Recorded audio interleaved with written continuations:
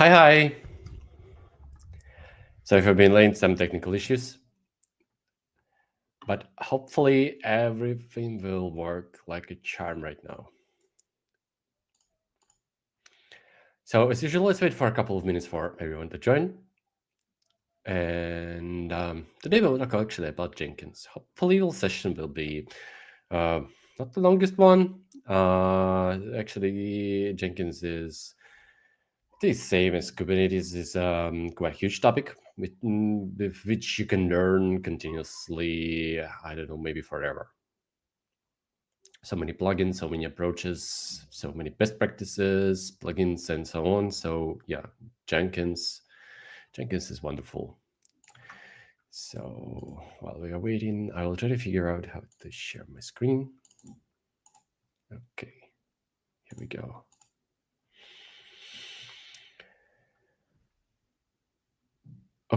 Okay, everything looks good so far.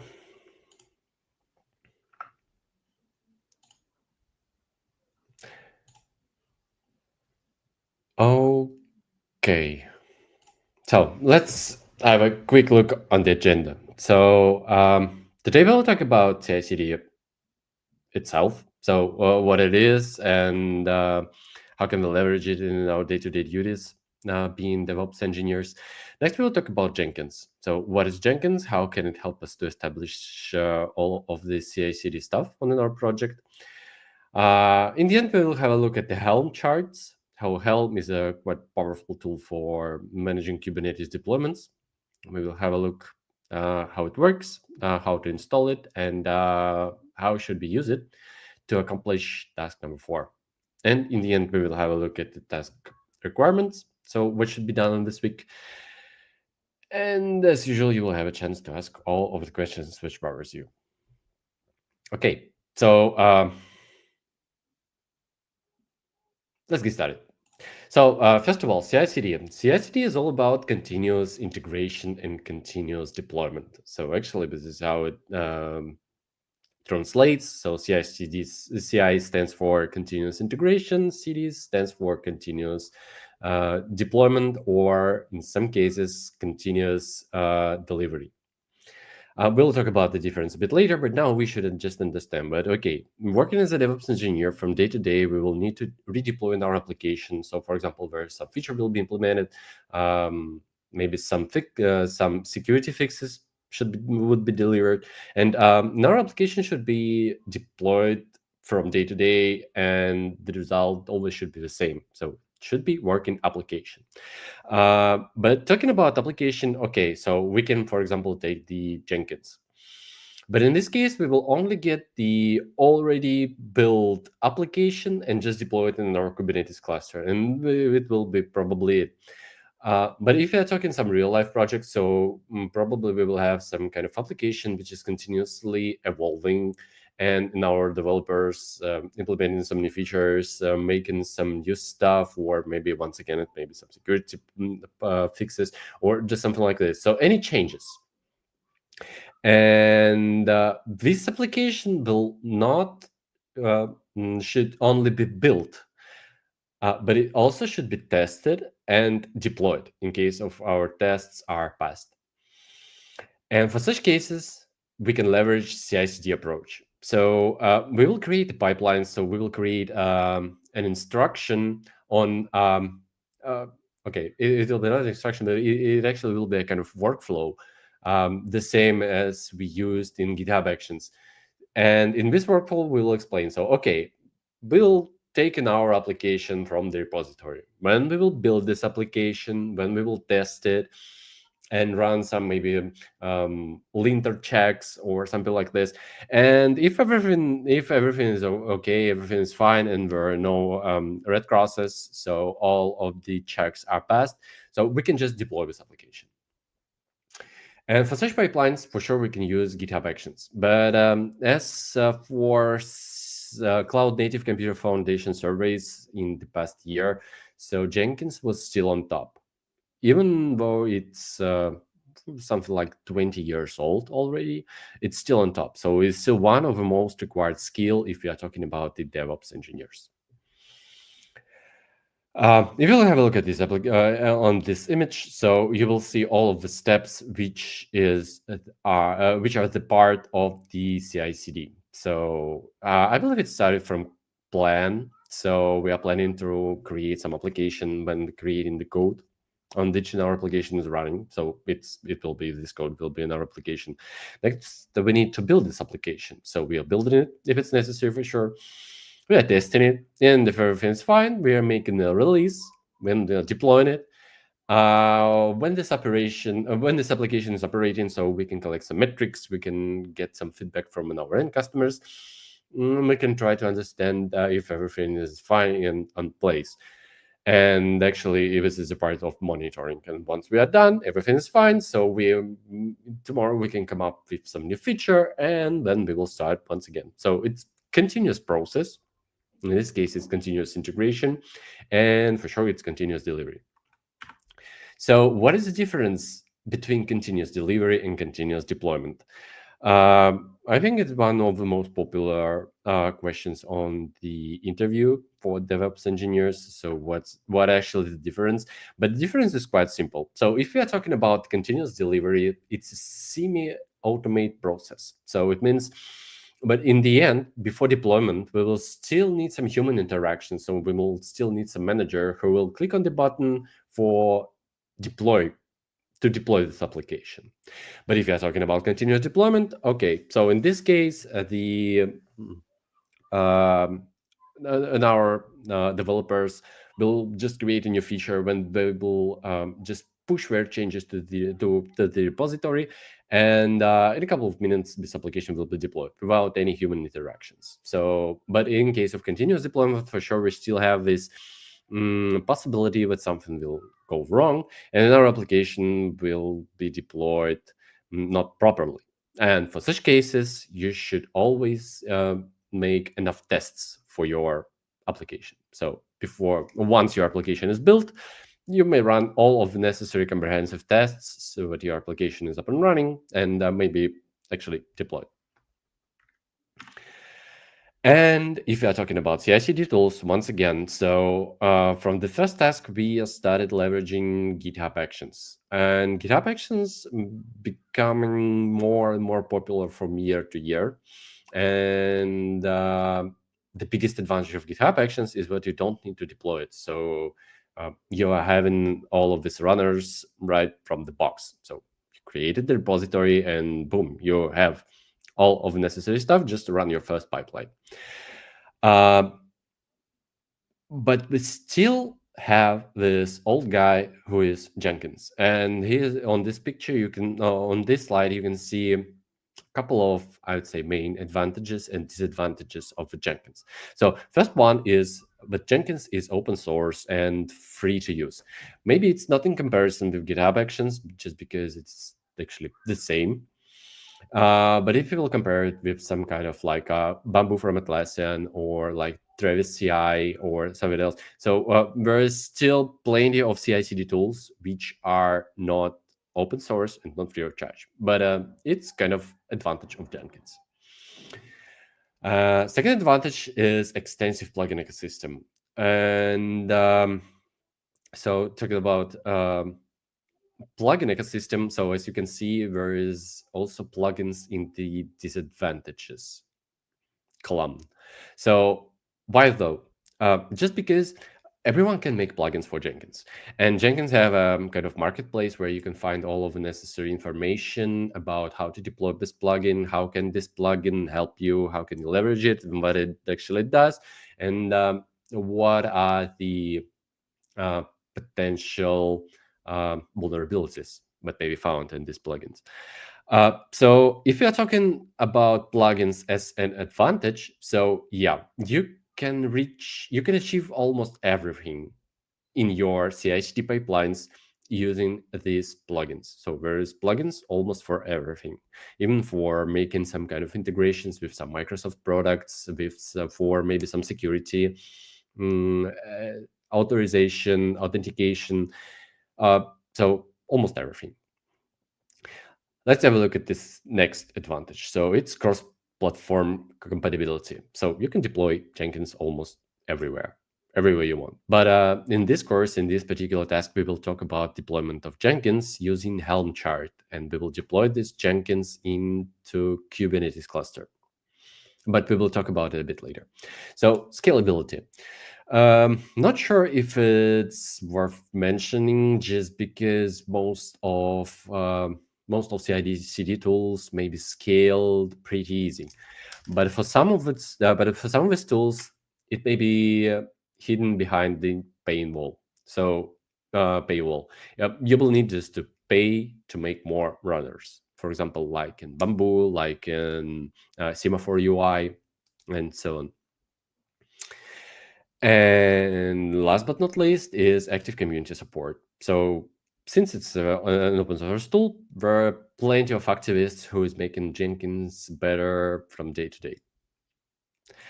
And let's talk about the disadvantages for sure. So first thing is hard learning curve. Just because Jenkins is old, so it's not natively understandable how to create your first pipeline. And speaking further about it, so Jenkins pipelines is also written in Groovy language, which is, I would say, not the most understandable one, not the most human readable one, but still, yeah, it exists. Next thing, and it's the biggest drawback from my end, is high maintenance requirements.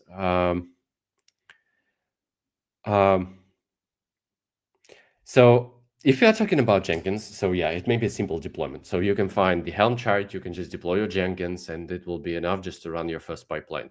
But if you are talking about plugins, if you are talking about dependencies and possible vulnerabilities, which are frequently, which may be frequently found in all of the Jenkins versions, so sometimes you might find yourself having some critical vulnerability in the Jenkins. And then you're trying to fix it as soon as possible. You're installing the new version, which has just appeared to be. And when you just update in the Jenkins on the newest version, so you're finding yourself out what is not compatible with the previous versions of plugins, just because plugin was not updated for work with this particular version.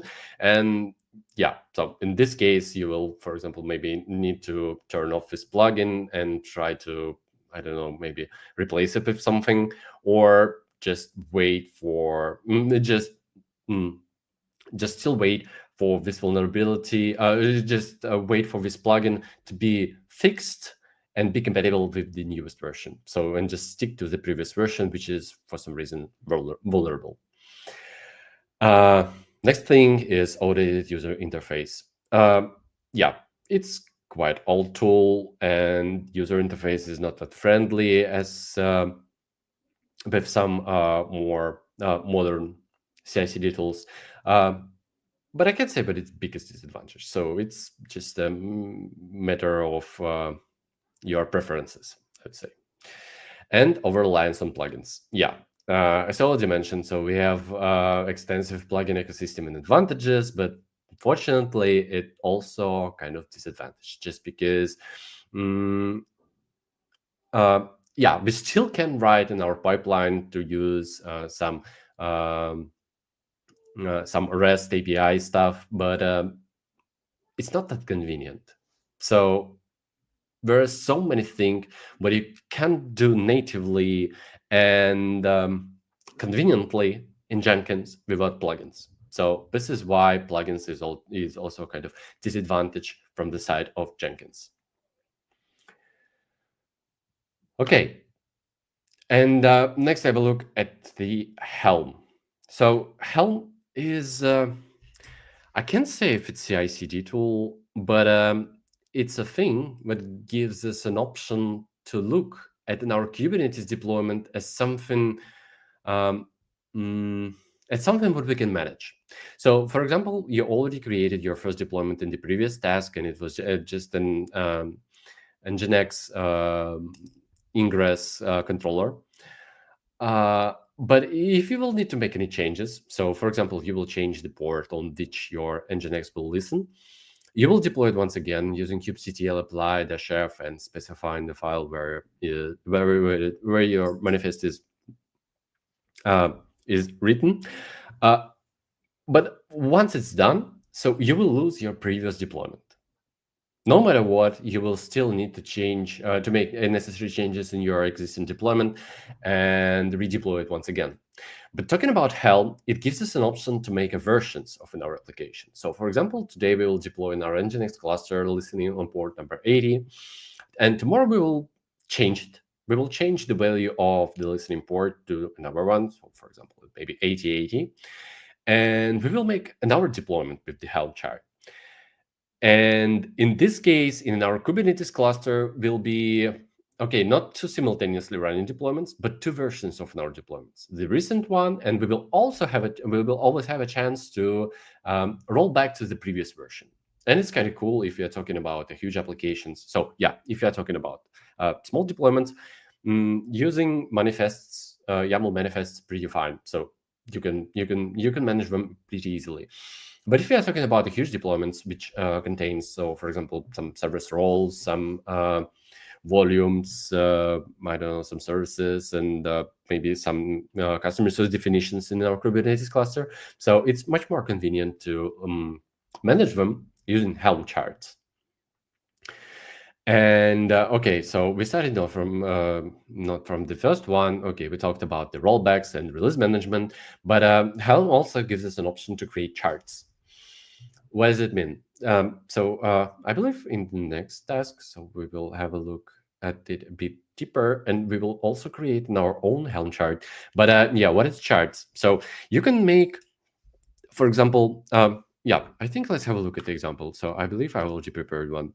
So this is how the YAML manifest looks like. So you're just creating the deployment, and in deployment, you're just explaining what, okay, I want to have free replicas of Nginx,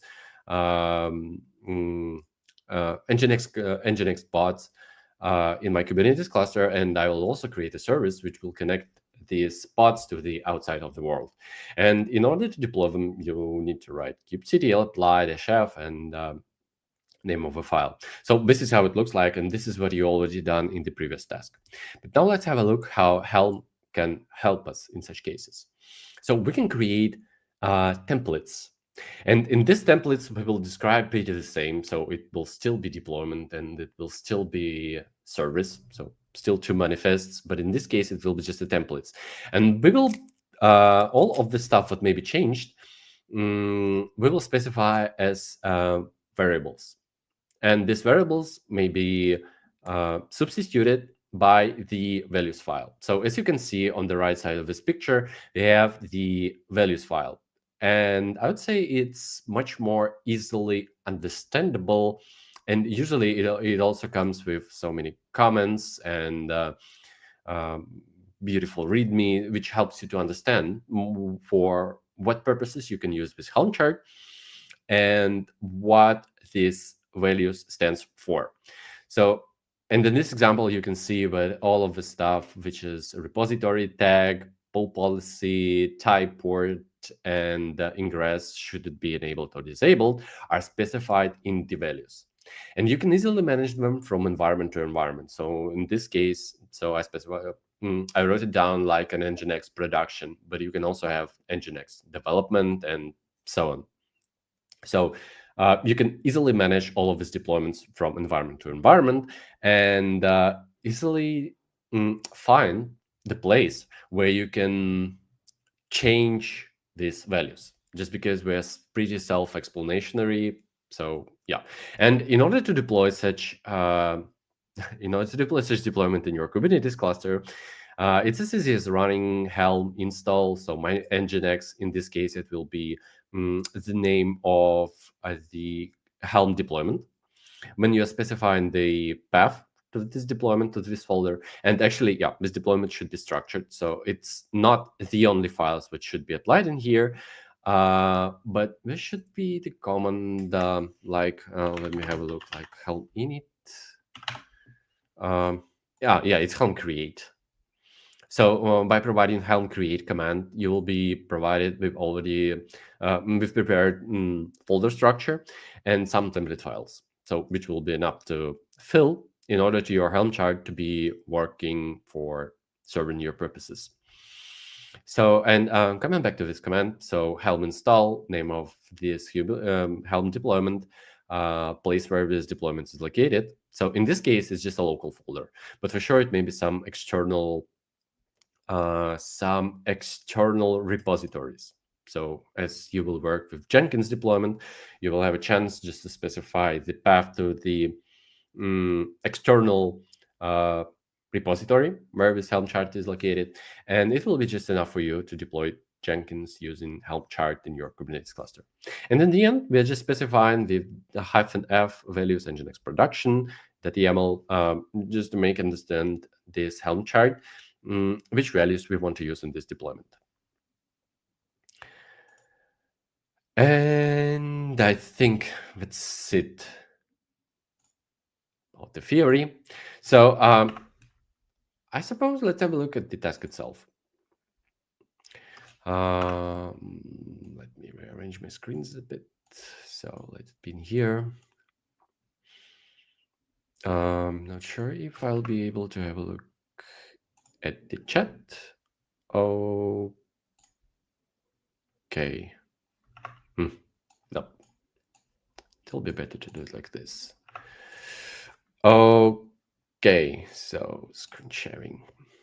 Oh, okay. Can't share screen. Okay, yeah, here we go. So it's task number 5. Okay, the question. As minikube for task 4.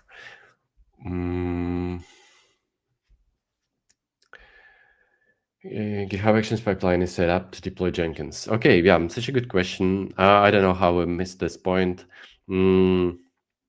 Yeah, it actually makes sense. Okay, but let's have a look at the task itself. So yeah, we will talk about it a bit later. So I get the point. Yeah.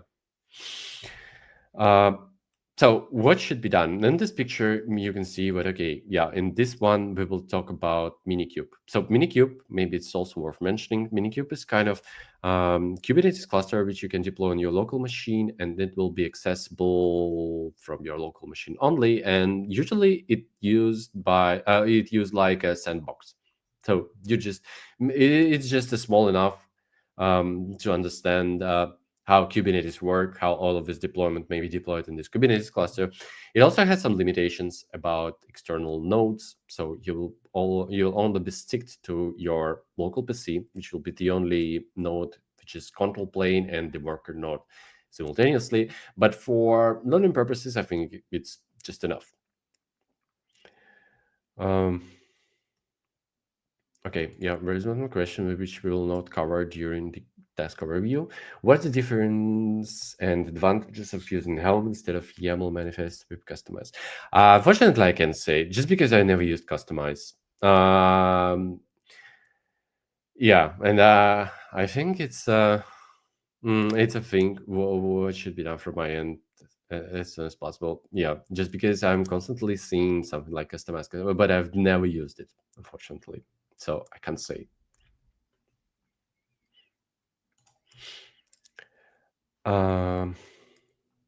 But we can actually come to this question in a week. So I may share my experience using Customize, hopefully, just because currently I'm working on CNPG installation in the Kubernetes cluster. And yeah, it's quite interesting topic also, but a bit out of scope of our course.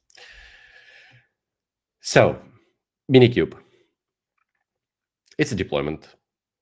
Kubernetes deployment, which may be deployed directly on your local machine, and it will be just enough to pass the rest of this course.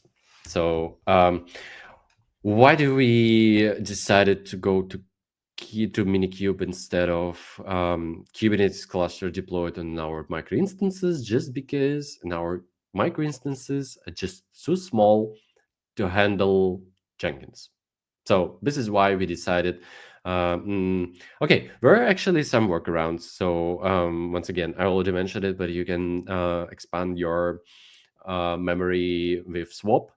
But it's I think it's about out of scope of this course. So this is why we decided to step down from AWS EC2 instances, and then just try to deploy all of it on your local machine. Hopefully, it will be a bit easier for you to understand how Jenkins works. So yeah, this is what explained here. So yeah, have a look at these pendings if you will choose to use small instances instead of micro ones. So first thing, you will need to install a Helm chart. It's just an SH script which will be ran. So you may find all the instructions in here. So under this link, find how to install Helm on your local machine. Once it's done, so just try to deploy some simple deployments on your Kubernetes cluster. So in this case, once again, it's Nginx using Bitnami Helm chart. You can find all of the necessary information right here. So as you can see, it will be installed, named in this case, my release, and the location will be specified the remote one. So it will be not located on your machine. You will just get this Helm chart definition from the internet and then just install it on your local cluster. For sure, there will be some values which you may change in order to understand how Helm works. Okay, once it's done, ensure your cluster has a solution for managing persistent volumes and persistent volume claims. I think it's okay. There is also about the Minikube, but yeah, it's mostly related to K3s. But about PVCs in Minikube, yeah, you may also face some issues with it, so worth reading. Just to make your deployment consistent. So in case you will redeploy your Jenkins cluster, you might find yourself with, okay, I just redeployed it and I lost all of my pipelines, all of the data, just because you didn't create PVC and all of your data was on a thermal storage, which has a life cycle which equals the life cycle of pod. So your pod is recreated, your storage is recreated as well, and it's a problem. So this is why it's worth understanding how to create PVs and PVCs on your Minikube. Then you will need to install the Jenkins. So there is a comprehensive documentation about it, how can be achieved. Just walk through it, and once again, this is how it may be done. So it's easy as Helm repo at Jenkins CI and the location of this repository, repo date, search, and there should be something like an installation via the Helm. So yeah, just have a look at the values. There are actually so much of them, and you don't need to understand all of them, but just walk through the main ones. How to understand which of them are main. So I'd say the easiest way is to feed some LLM with the values file. And it will be enough just to understand, okay, what is worth mentioning at the entry level. So just to understand how Jenkins works. But if you have enough time, so yeah, it's worth reading through all of this file just to understand what are the possible options of deploying your Jenkins Jenkins in Kubernetes cluster. Okay, so and yeah, if something will not work as smooth as you expect, so have a look at the init container. What it is. So some deployments are pretty simple. So you can just deploy a pod, and this pod will be just self. This pod will be just enough to run your application, and there will be nothing except one container. But some of the deployments contains also init containers. Init containers sometimes used to change something in your underlying system. Just because when we're creating a pod, so for security policies, it becoming a read-only. So we can make any operations on it. We can delete something, update something. So it's just a read-only file system. And for such purposes, we can use init containers. So we can make an init container which will take care of some security stuff on our pod. So the pod will be created. This init container will start and make all of the necessary stuff on this container, and it will be allowed for it in container just because on this particular moment of time, our pod is not in read-only state, our containers is not in read-only state. So init containers does all of its stuff, and then it just dies. And right after it successfully doing all of this stuff. So in our working container may start. And in this case, this is what's happening with Jenkins. So you can have a look at the init containers and on the controller containers. And if you will face any difficulties and for some reason your container won't start, your pod won't start, so have a look at the init containers. And where is the information on how to do so, just because you can't get the information of this container from kubectl logs and name of your pod. So you will need to specify the name of a container, of the init container, and try to understand the logs on it, but not on the controller container. And also ensure that your Jenkins is accessible via web browser. So once the installation is done, the Helm chart will be provided with some output information on how to access your Jenkins and how to find the necessary credentials to access it UI, just because it will be also pre-provisioned with some token, initial token, which should be changed after the first install. And once you're done with the installation, so I believe it will be the hardest part, go ahead and create your first freestyle project. So yeah, this is how these pipelines are called in terms of Jenkins. So you will need to create your freestyle project and just to run it and output hello world to the logs. And as for additional task, set up GitHub Actions pipeline to deploy Jenkins, just because it's, I'd say, chicken hand paradigm. So there should be always some CI/CD tool, which should be the first one. And so right now we have the pre-provisioned GitHub Actions, and we don't need to do anything. So we need to try and implement GitHub Actions pipeline to deploy Jenkins. And when we will use Jenkins for all of the rest of our stuff. But yeah, it's not applicable on Minikube installation. How many points for it? Okay, it's 5. I can come up with any ideas about Minikube. Okay, speaking about Minikube, let's keep this one. So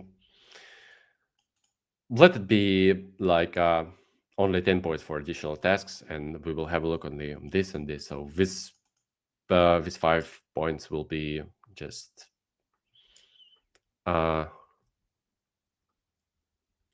so yeah, it will be just the default 5 points, something like this.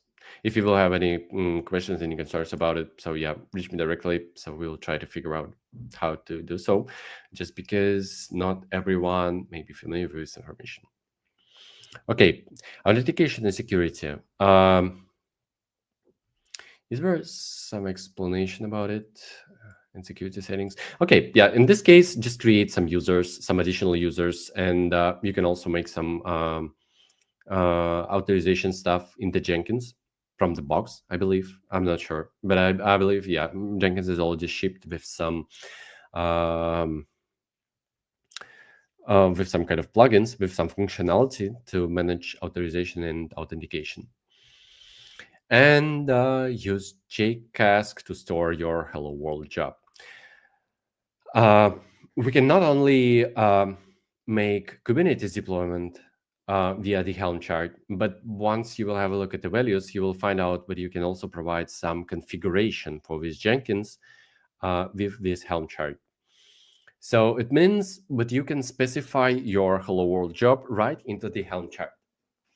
And every time you will create your Jenkins deployment, will job, no matter what will happen with your PV, PVC, it will always be in place.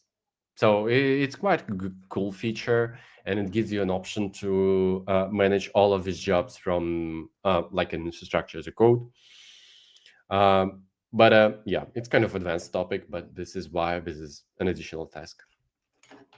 Okay, and as a submission, you should provide, as usual, pull request, provide a pull request with Helm chart, and screenshot of Jenkins freestyle project showing hello world in the logs. Provide GitHub Actions pipeline code for Jenkins deployment, and attach screenshot with kubectl get all namespaces.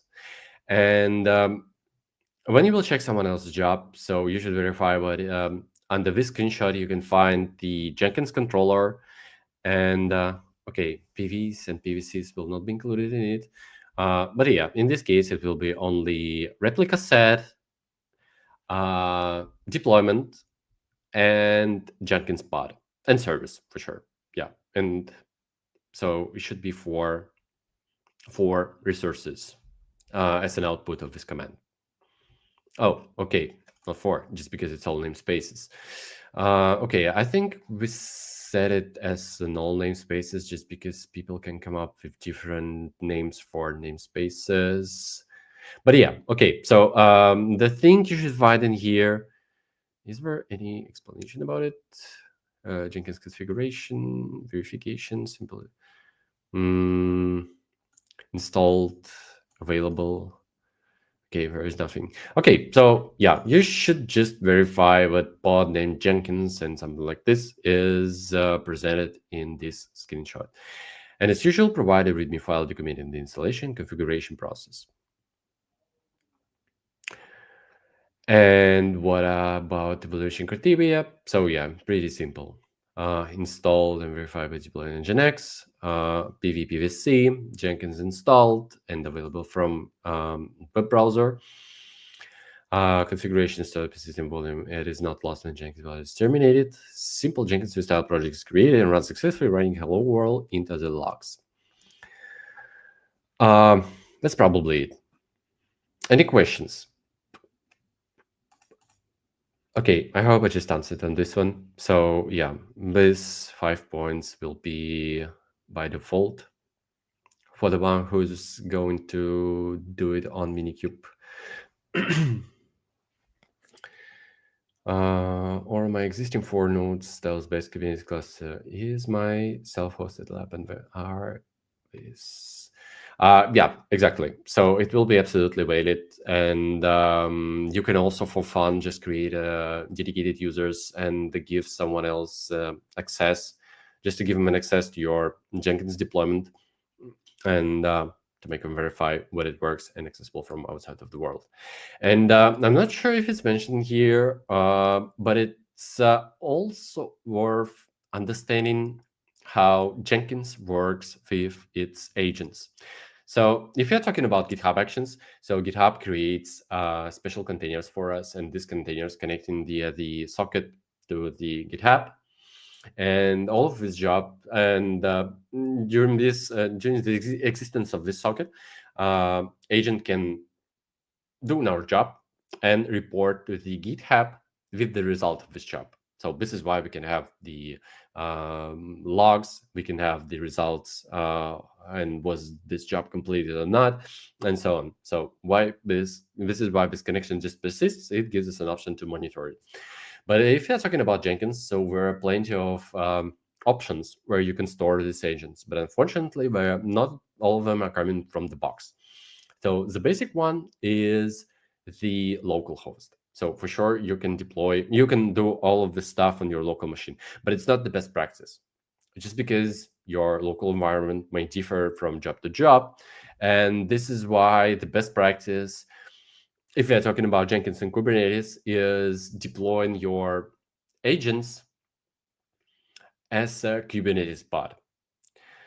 And for such cases, you will need to install Jenkins Kubernetes plugin. I'm not sure if there is information how to do so, but I believe should be something. So let's have a look at the Kubernetes. Okay, yeah, there will be so much of it.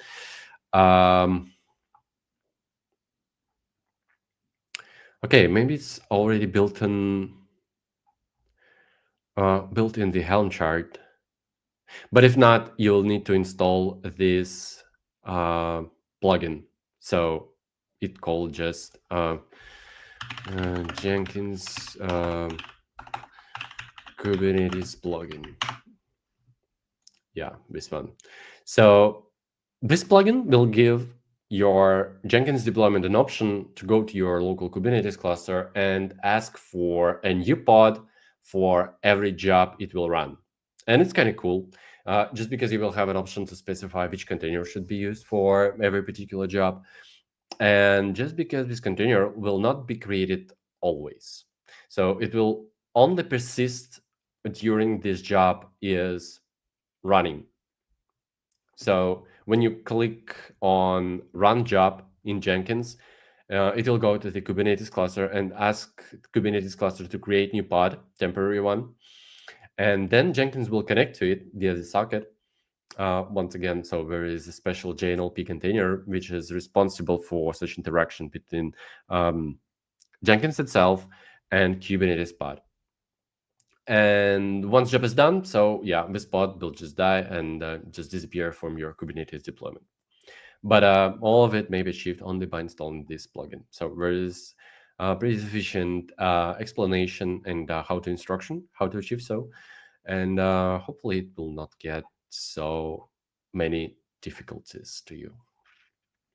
Yeah, and there is also some examples of the jobs, how it should look like. So yeah, I believe this is kind of one of the easiest. So as you can see, yeah, we are specifying that we will use Kubernetes plugin, and then you can specify the pod manifest right inside of an our pipeline job. Not the best practice. So usually people just creating the templates for such cases, and you can call it as easy as Kubernetes and where's an example? Yeah, container template, and then you can specify some information which may be changed, or just stick to the name of this template. That's probably it. Do you have any questions?